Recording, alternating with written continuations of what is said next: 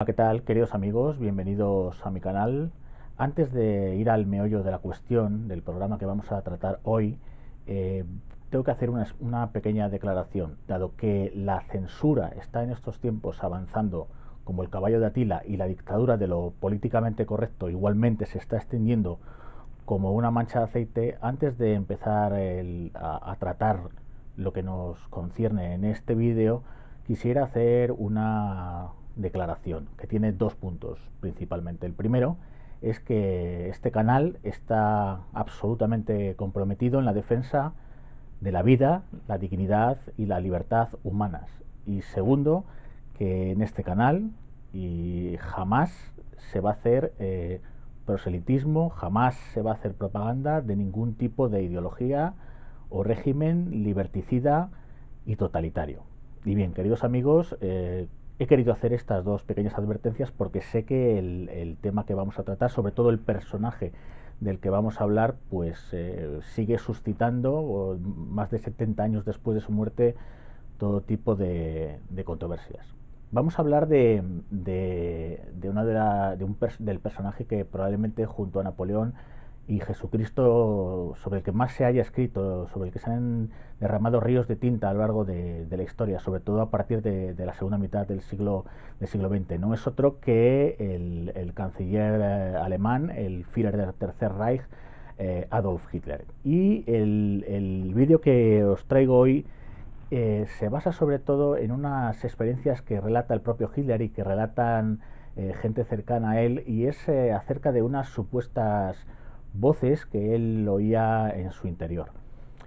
Para hacer el programa, evidentemente, el enfoque que va a tener no va a ser un enfoque estrictamente médico, desde la medicina convencional, medicina occidental, desde la ortodoxia científica, sino que me voy a basar en un tipo de literatura que se ha dado en llamar esoterismo nazi, término que se acuña más o menos desde aquel extraordinario libro publicado, si no recuerdo mal, en Francia por Powell Silvergier, que se llama El retorno de los brujos. Estos hablan en una parte del libro, en uno de los capítulos, tratan sobre el nazismo, pero desde un punto de vista esotérico. Ya sabéis que esotérico es lo contrario a exotérico. Esotérico es lo que está, dijéramos, oculto, exotérico lo que está a la vista de todos. También se le ha dado en llamar a este tipo de escritos, de literatura, de libros, ocultismo nazi.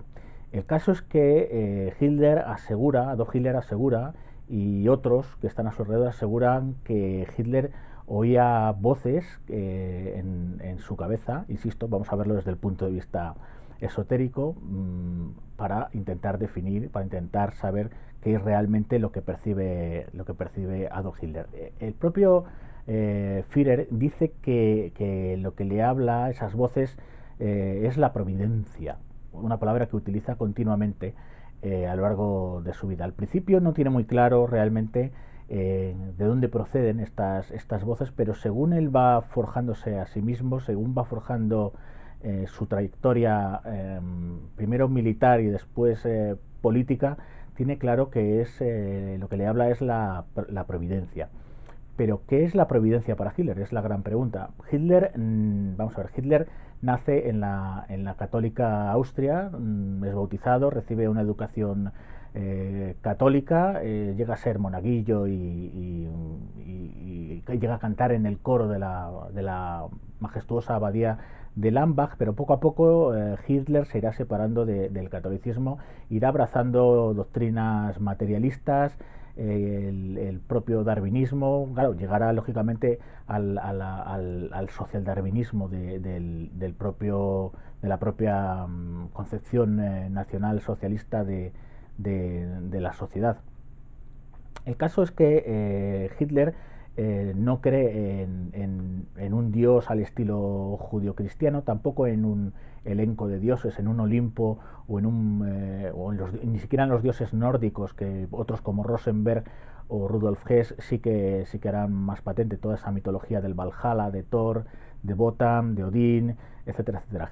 Hitler es bastante más pragmático en este sentido y sí utiliza la palabra todopoderoso muchas veces en sus discursos, casi nunca dice Dios, pero bueno, apela a un ser supremo muchas veces a lo largo de su trayectoria política, sobre todo para afianzarse políticamente y como para hacer ver a los demás que es una especie de mesías, de un elegido. La providencia para Hitler es una especie de fuerza cósmica que mezcla un poco, o se conceptualiza en una mezcla de lo que daríamos en llamar el destino, también con el concepto, en este caso sí, judaico, de mesianismo, ¿no? Eh, Dice el cosmos tiene determinado un destino para cada persona, pero que de vez en cuando elige algunos seres de una forma especial para que lleven a cabo una misión. El propio chileno Miguel Serrano, si no recuerdo mal, habla de que Hitler como un avatar, ¿verdad? Como una persona, pero una especie de cascarón que es tomado por la divinidad y para desarrollar, para desemplear un plan divino. Miguel Serrano, efectivamente, me ha venido a la mente que es el autor que lo habla, que era un chileno y también que llegó a ser diplomático, un nazi chileno en este caso.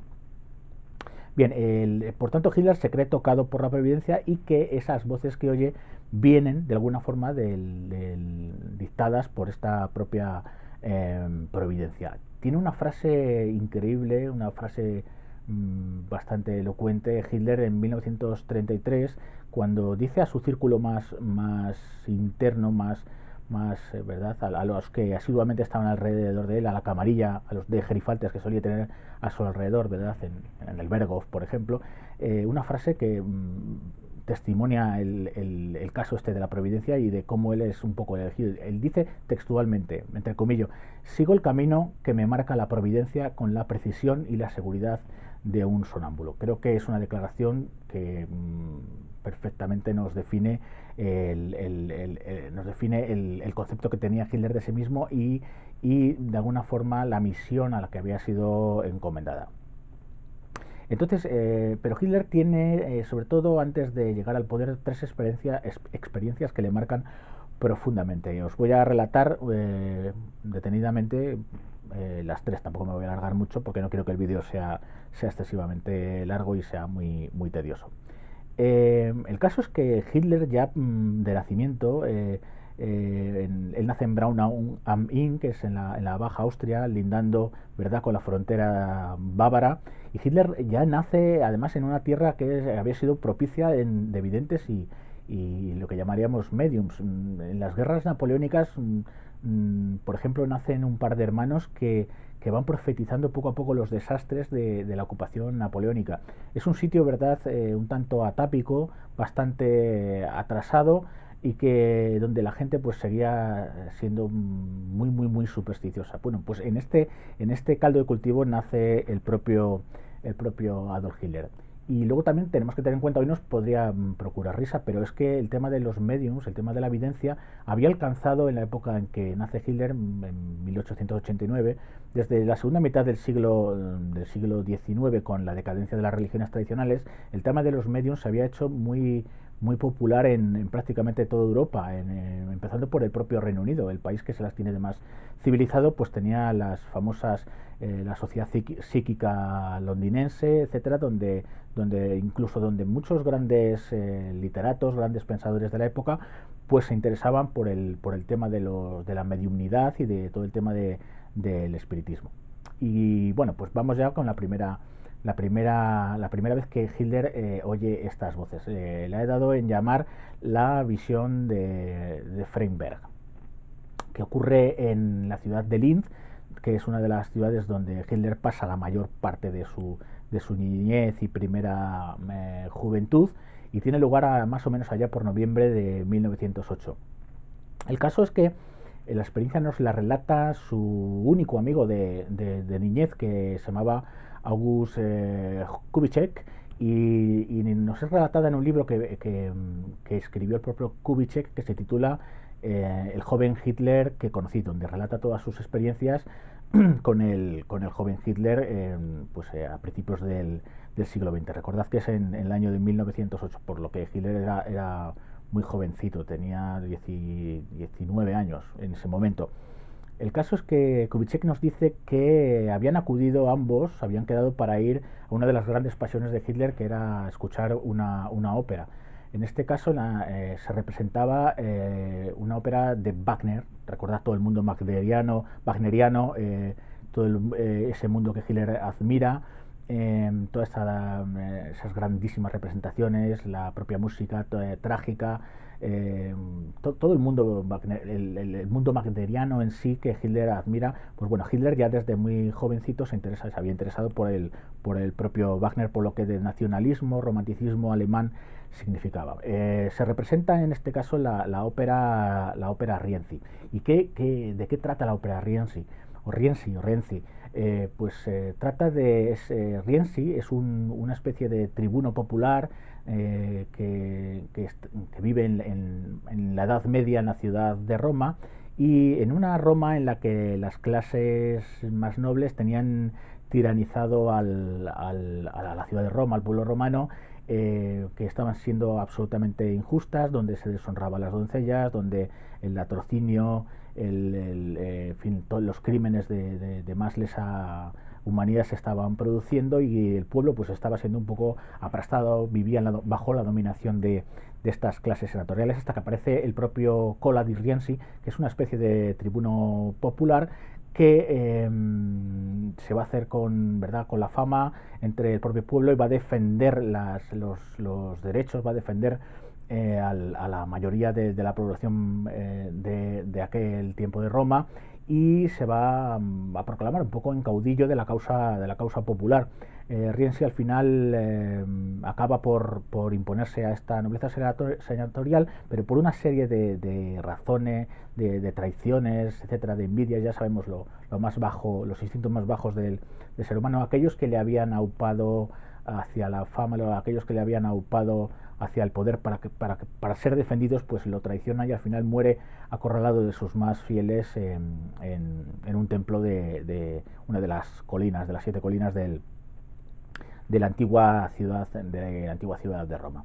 Bien, después de salir de esta representación, Kubitschek, de nombre August Kubitschek, que era hijo de un tapicero, otro chico también con ciertas ínfulas, con cierta fábula en su cabeza, pero tal vez más apegado a la realidad. No recordad en el fondo que no dejan de ser chiquillos. Pues bueno, pues en ese momento ya era de noche, después de acabada la representación, cuando Hitler se muestra absolutamente raro, más callado de lo habitual, nos dice Kubitschek, y coge a su amigo August y le dice que vamos a caminar.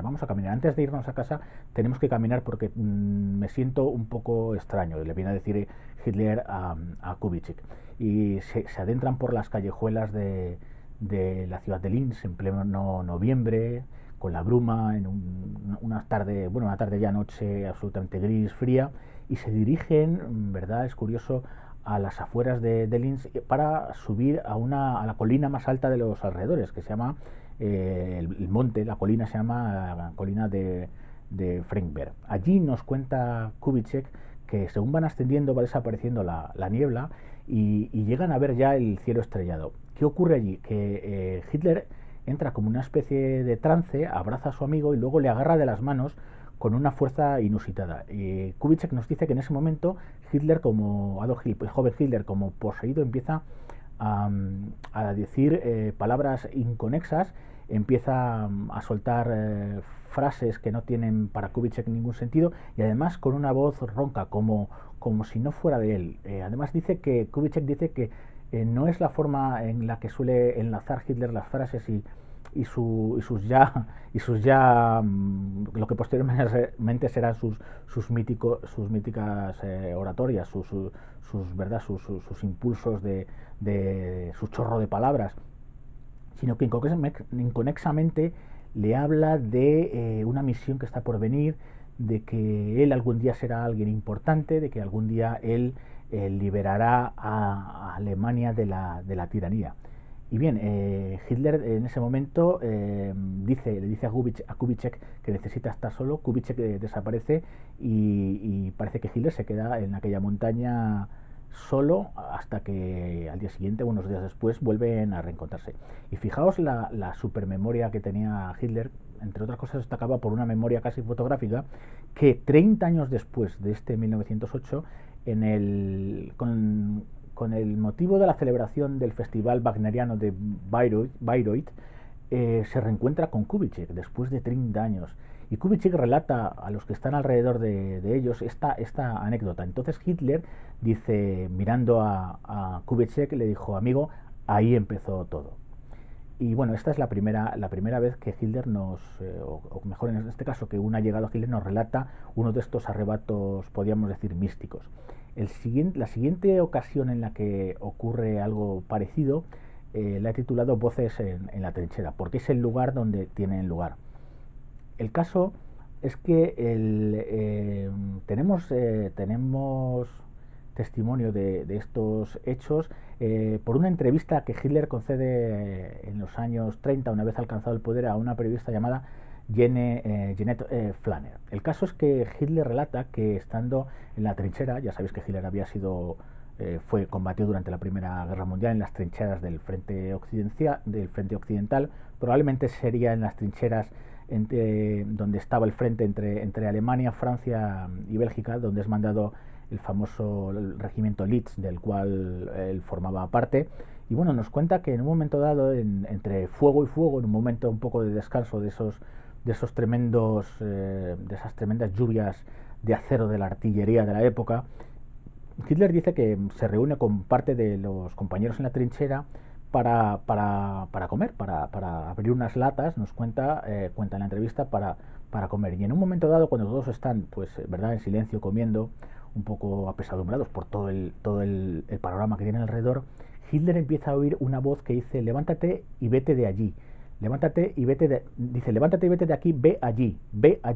Levántate y ve allí. Hitler dice que lo oye perfectamente, como si se lo estuviera diciendo alguien al oído. Entonces él, como un sonámbulo, como después dijo, se levanta y se traslada unos 20 metros más adelante en la trinchera. Entonces dice que él, nuevamente absorto en sus pensamientos, abre la lata, se pone a comer, coge un trozo de pan, cuando en ese momento oye un fogonazo, un estruendo tremendo, y observa con horror cómo un obús había impactado exactamente en el sitio de donde él se había movido, y nos cuenta que todos los compañeros, que eran entonces unos entre 16 o 20, estaban hechos pedazos, estaban evidentemente todos muertos, y que gracias a esa voz Hitler él mismo se había salvado de una muerte segura.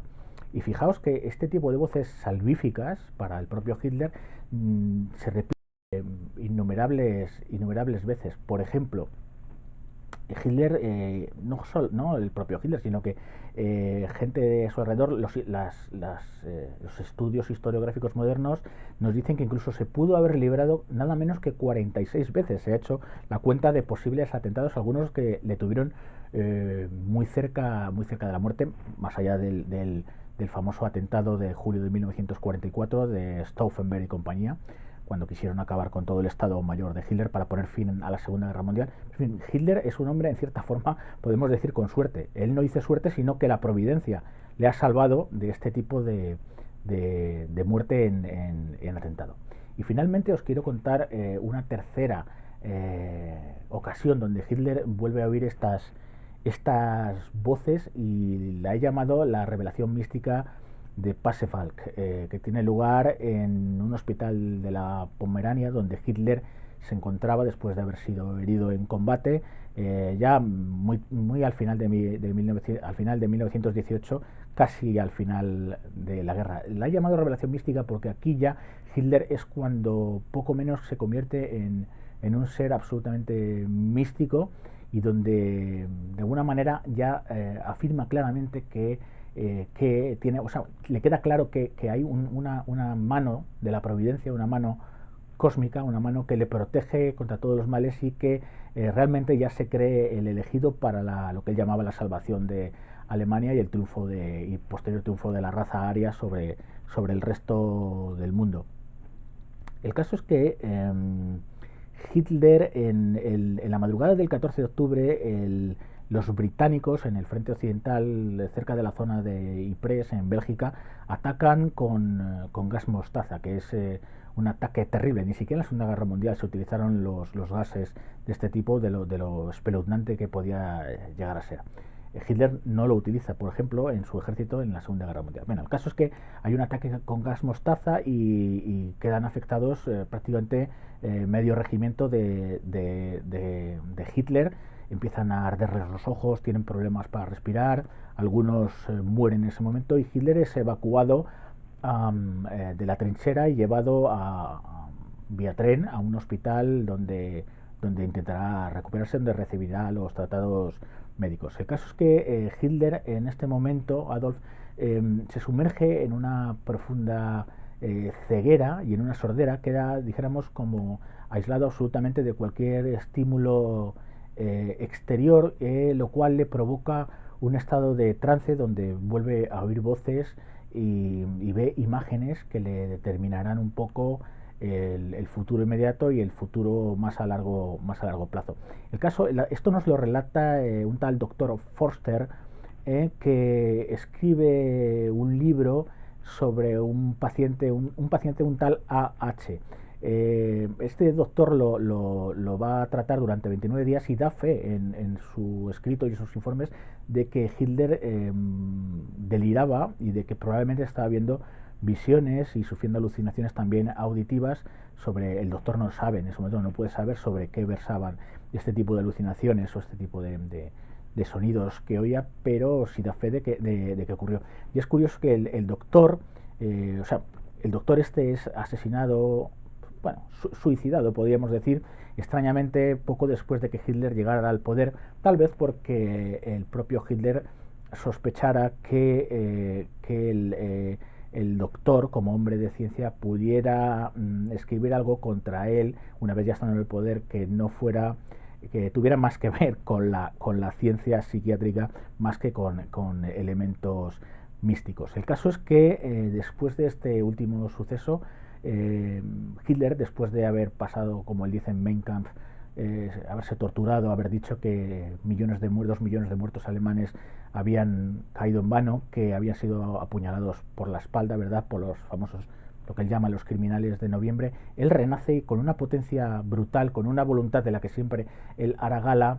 Renace, digo, con una clara misión salvífica del pueblo alemán. Ya es el Hitler, como dice un autor, como dice Thomas Weber, ya pasa de ser de Adolf a Hitler, de alguna forma. Es una nueva etapa en su vida donde él nos dice que él nos dice que en este trance, nos dice en Mein Kampf, nos dice algo así como: yo determiné en convertirme en político. Es probable que la decisión final de convertirse en político no fuera hasta bastante después.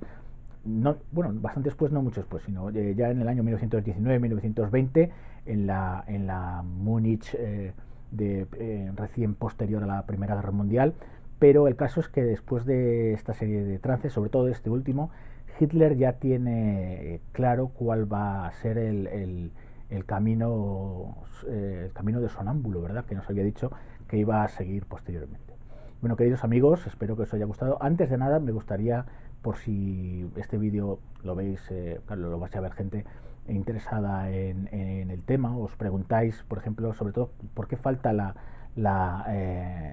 mención a Hermann Röntgen y al famoso libro Hitler me dijo, donde se narran sucesos, conversaciones del propio Hitler con Hermann Röntgen? Röntgen había sido un nazi de tercera fila, bueno, había sido un potentado en la ciudad libre de Danzig, pero que fue expulsado del partido nazi, y él se considera que, como en respuesta a esta expulsión, pues escribió este libro difamatorio del propio Adolf Hitler, donde lo pone literalmente como un loco. Pero el caso es que después de estudios de los mejores estudiosos del nazismo, como Ian Kershaw, como Alan Bullock, Trevor Roper, en principio sí creyó que pudo ser verdad, pero en fin, Joachim Fest y otros han desechado este testimonio de Röntgen como un disparate, como totalmente falso, y por tanto una fuente de la que no nos podemos hacer eco.